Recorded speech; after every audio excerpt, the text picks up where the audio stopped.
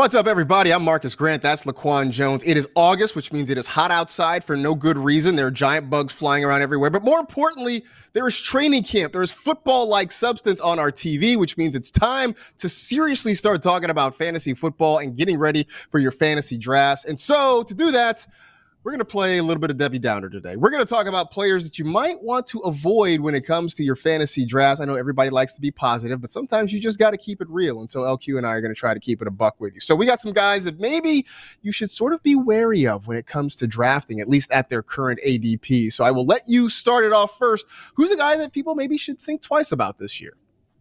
So first off, I got Antonio Gibson. I'm really more so concerned with his actual role in the offense. Now, the Commanders went out there and got their third-round running back, Brian Robinson Jr. He's a big body power back who's likely going to be taking those goal line touches. And we want Antonio Gibson in the end zone, and it seems a little bit less likely with Brian Robinson Jr. back there taking those red zone touches. And also, you have JD coming back who's going to be taking that pass-catching role. He averaged 5 targets per game the first 8 weeks. And JD, he's pretty good at catching the ball. He had 123 receptions since 2020. He's third among running backs in great company with Alvin Kamara and Austin Eckler. A three-headed running back situation seems great for the Commanders in real football. It is a nightmare for us to try to navigate in fantasy football. And in the end, could be that none of the three are going to have any real consistent value. And that could be certainly very frustrating.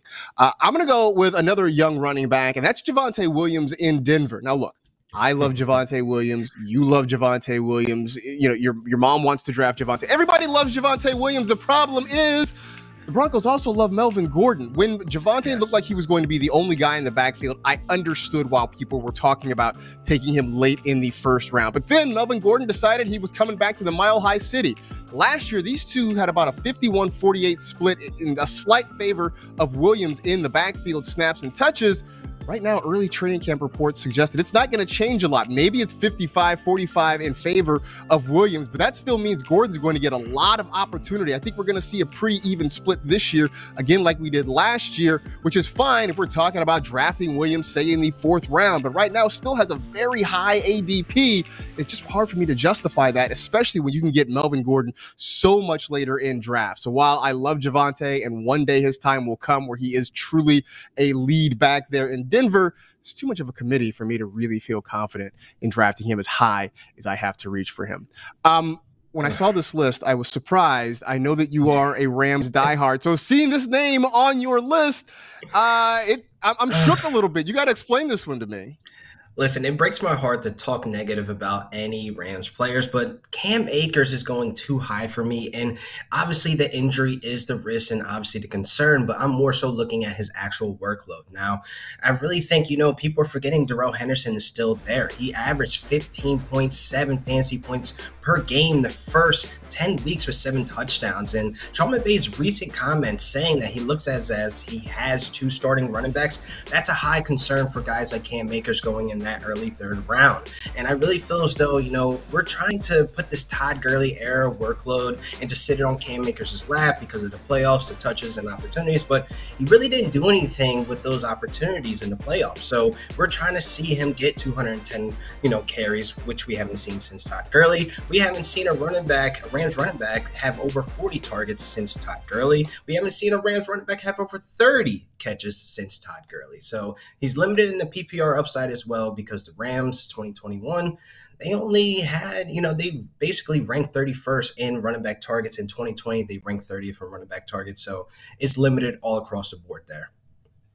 I know that everybody sort of wants to figure out what Cam Akers is going to be. I know there's anticipation for it, but McVay has said in the past that they may never use a running back the way they used Todd Gurley before. So very good chance we could see a couple other guys work into that backfield in Los Angeles.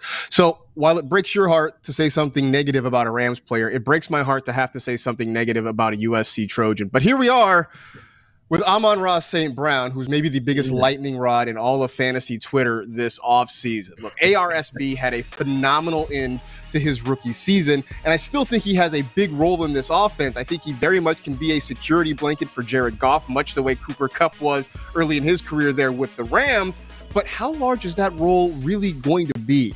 More than 55% of St. Brown's receptions and more than 60% of his receiving yards came late in the season when either TJ Hawkinson or DeAndre Swift or both of those guys were out with injury. Both those guys are expected to be back and healthy at the start of the year.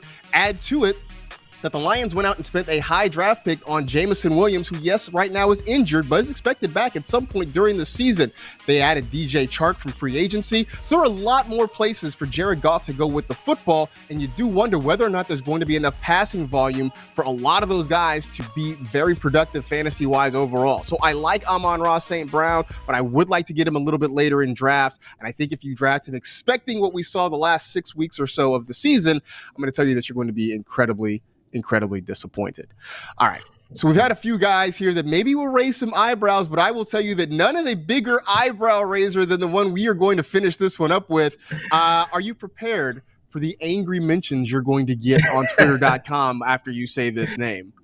This is spicy, and I think it's reasonable, though. Kyle Pitts in the 3rd round is a little too expensive for me. I'm more so fading the ADP, and I really don't have high concern about Kyle Pitts, the talent, because he's a freak athlete, and I love everything I'm seeing out of him coming out of camp.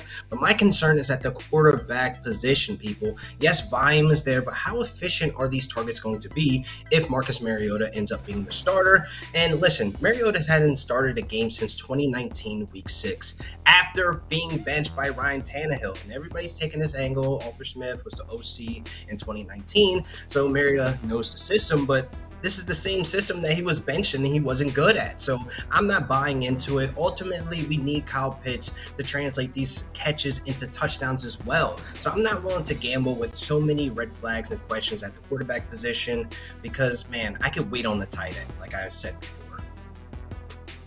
That is very spicy, and I think the ADP argument is a pretty good one. I will say that if I have an argument in favor of Kyle Pitts, volume, because I think it's going to be he and Drake pretty much up all those targets. Now, hopefully, Mariota can make them some efficient targets, some effective targets. But, as you mentioned, he was benched playing in the system once before. So maybe there's something there to be a little bit worried about.